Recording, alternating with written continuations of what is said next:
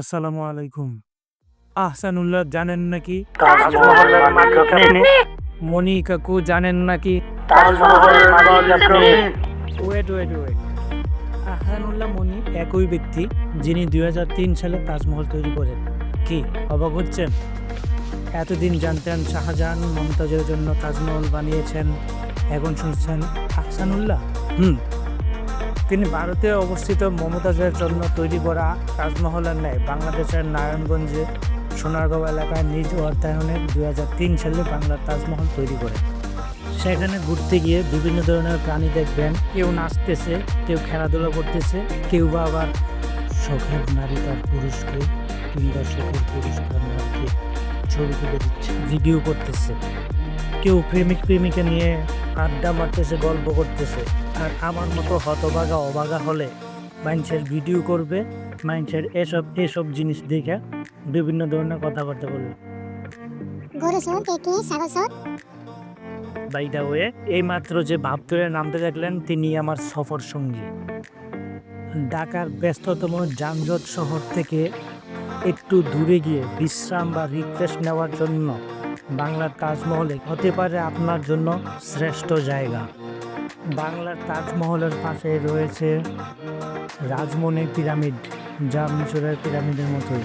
সেখানে রয়েছে ক্ষুদিরামের ফাঁসির মঞ্চ, পিরামিড। বাংলার তাজমহল ও পিরামিড এর প্রবেশ মূল্য 200 টাকা। ঢাকা থেকে তাজমহলের দূরত্ব 30 থেকে 40 কিলোমিটার।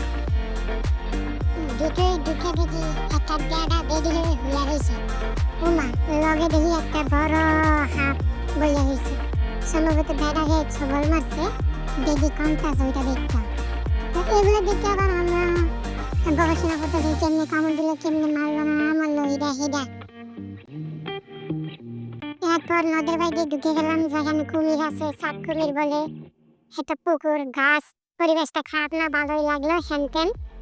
তারপর ভাবলে ছবি তুলছিলাম। এরপর ক্ষুদিরামের ফাঁসির মঞ্চে এলাম, দেখলাম যে একটা ছোটখাটো ফুল আছে, আমি ফাঁসির মধ্যে ঝুলাই দিয়েছে। বাই দ্য ওয়ে, আমি কিন্তু রিপন ভিডিওর মধ্যে একটু কথা বলার চেষ্টা করতেছি, যদিও পারতেছি না। ক্ষুদিরামের ইতিহাস এবং সাপে কাটা ব্যক্তির ইতিহাস সম্পর্কে বিস্তারিত জানিয়ে যাবেন। পিরামিডের ভিতরেই অনেকগুলা মমি রাখা ছিল, যেগুলা দেখতে অনেকটা ভয়ঙ্কর ছিল, কিন্তু ভিতরের পরিবেশটাও অনেক বাজে ছিল।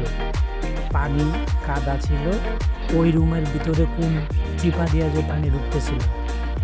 এই বিষয়টা কর্তৃপক্ষ ভালোভাবে দেখাশোনা করা উচিত। এরকম পরিবেশটা খুবই বাঞ্ছনীয়।